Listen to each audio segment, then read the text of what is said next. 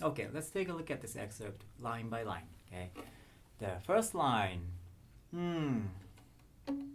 Stay in the middle towards the upper half of the bow, and save the crescendo to the end. Don't start the crescendo too early. Crescendos are always more effective when you wait till the end. Just kind of do crescendo in the last 4 notes or something like that. Okay. Feel a lot of weight in your bow. Don't go too light. Okay. Play into the strings. Make sure your instrument's ringing fully. Okay. Okay. Second line. Okay. The first thing you should know when you play the second line, I'm at rehearsal letter Q, right? Is that these notes are coming from the very first thing you hear in the first movement, right? It's from the first theme. So he starts this way, right? Right? And throughout the movement, he plays with the motives. And then this is what he gets to now. We're at the end of the movement, and this is what we're going to do. So you have to know this whole structure of the movement. Okay, things like that helps you understand the music better. Okay, so you're gonna sound better that way. And judges can tell. Judges can tell whether you just practiced this excerpt or you studied the whole movement and you studied the other parts, knowing what else is going on when you're playing your part. Yeah, judges can tell things like that. And that would make a big difference in the whole performance as a whole. Okay. So study the score, listen to a lot of recordings, and learn what else is going on when you're playing your part. Okay, that's really important. Okay, so let's use a lot of bow. Now the first note can start from the string, or you can hit it. It doesn't matter either way. You can hit it like that, or you can start from the string. But the frog, let's start at the frog. I mean, not the frog, of course at the frog. Bite the string from the string. Okay. Okay, now the next note, 3 notes. If you're gonna play all 3 notes, do not break. Okay, play them all at once.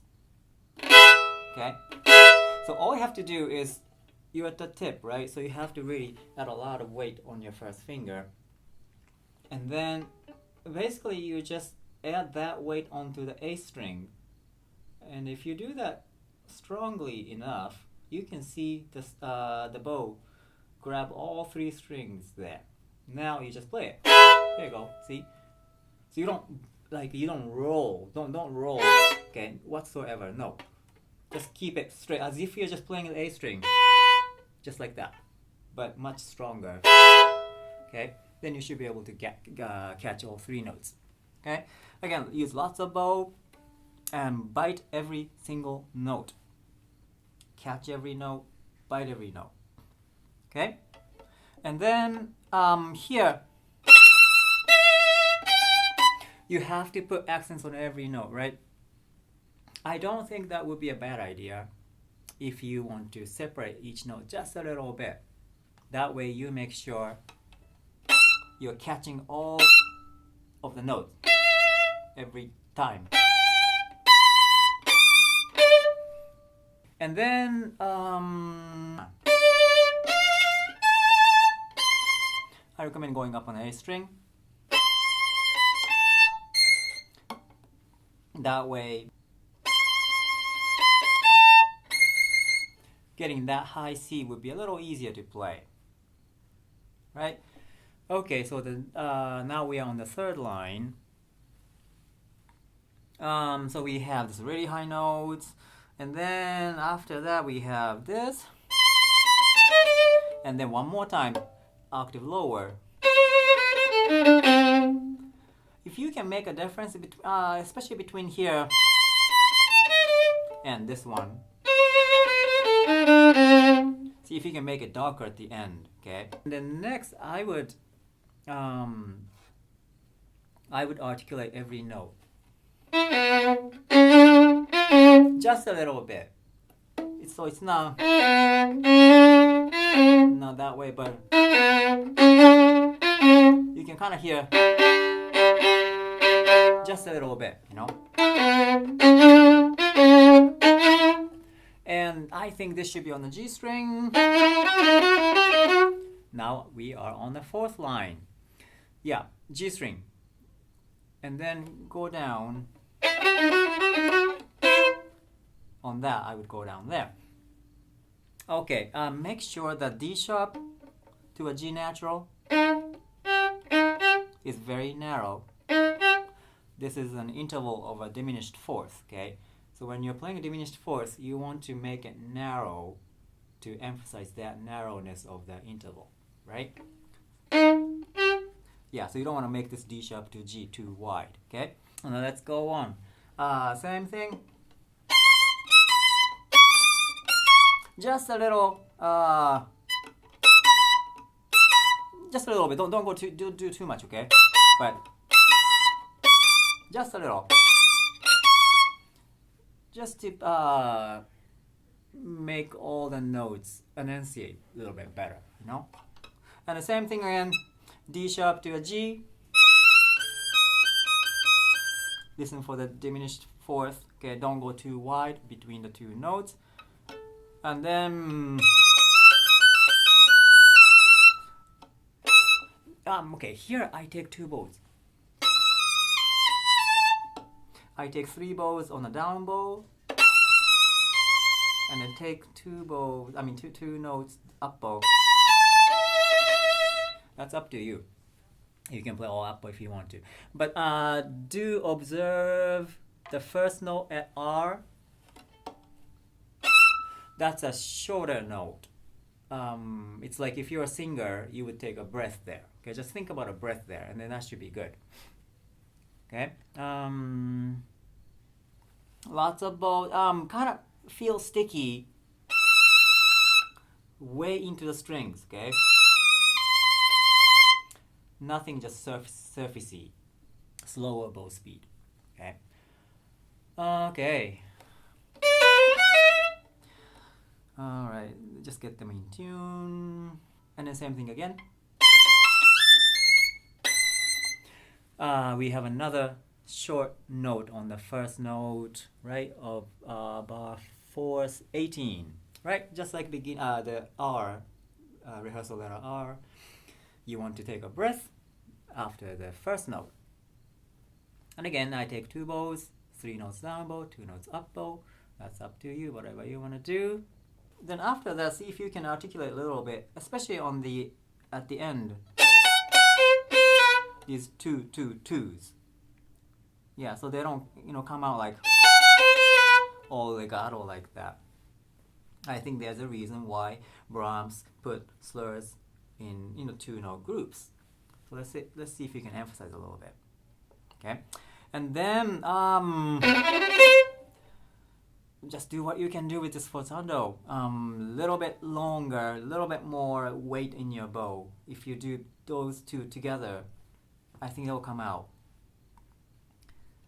Right? Okay, and then, okay, so now we are on the 7th line, right? Again, on those double notes, make sure you are in the upper half of the bow. Don't be in the lower half of the bow, okay?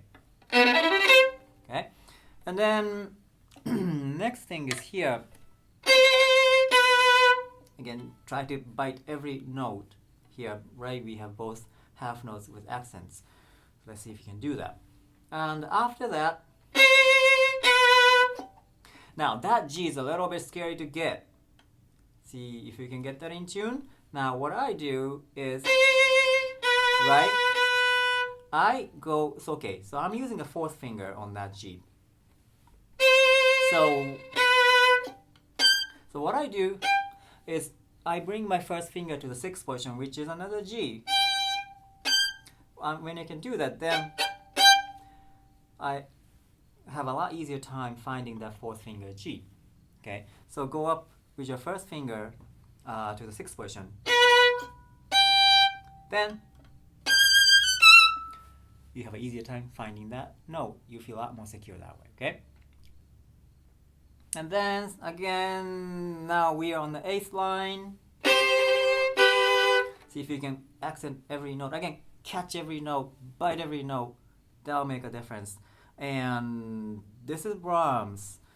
Kind of feel heavy, especially in this last part of this movement. So all these notes, kind of use a slower bow speed, feel a lot of weight in your bow. Just pretend your bow weighs like 300 pounds, and it's not going to move that easily when your bow weighs 300 pounds. That kind of thing you're going to think about. Okay, then your tone becomes a little bit heavier. Alright, let's sing this a little bit after that. Okay, and then see if you can save a little bit more bow on the 8th note. Maybe like about half a bow on the 1st note and then half a bow on the 8th note, sort of thing. So it's not like that. Then your F becomes really weak, right? And then after that, now we are going on to the last line. Think about the main line. Okay.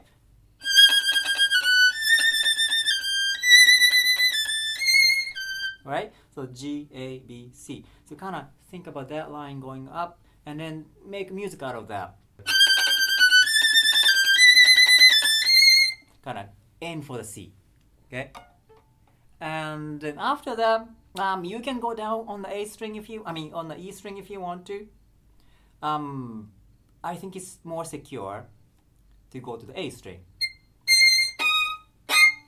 And then this is a diminished 7th interval, right? So that means if you're playing with 2 strings, you play them like you're playing a whole step interval. The distance with the fingers. Though you're playing with 2 different strings, the distance itself is like a whole step.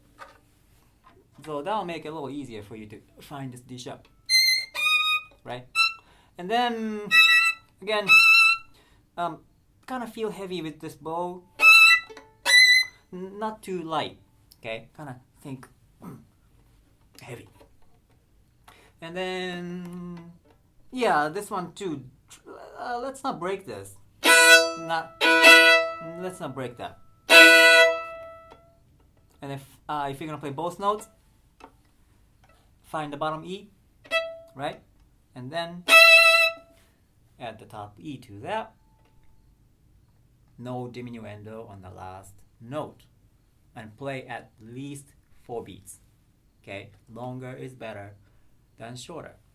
Okay, so don't play shorter than 4 beats. Okay, at least 4 beats. Okay, I hope this helps.